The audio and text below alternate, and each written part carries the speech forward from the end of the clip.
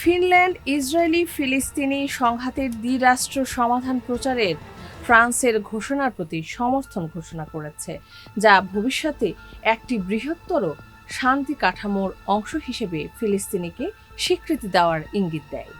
ইসরায়েলের পররাষ্ট্র মন্ত্রণালয় বলেছেন যে এই পদক্ষেপ গাজায় যুদ্ধবিরতি বাস্তবায়ন এবং ভূখণ্ডে আটক বিশিষ্ট জিম্মিদের মুক্তির প্রচেষ্টাকে ক্ষতিগ্রস্ত করবে। ইসরায়েলি সরকার যুক্তরাজ্যের বিরুদ্ধে জিহাদি রাষ্ট্র প্রতিষ্ঠানকে সমর্থন করার এবং যুদ্ধবিরতিতে পৌঁছানোর প্রচেষ্টাকে ব্যাহত করার অভিযোগ করেছে, কিন্তু প্রকৃতপক্ষে উদাহরণস্বরূপ ইসরায়েলি মিডিয়া এটিকে একটি রাজনৈতিক সুনামি হিসেবে বর্ণনা করেছে। জোয়ার কতটা তাৎপর্যপূর্ণ তার উপলব্ধি এবং ইসরায়েল বলেছে যে তারা এটি চায় না। এই ছিল আজকের খবরাখবর। ইফা তারা খান, ডেস্ক রিপোর্ট, এই সময় টিভি।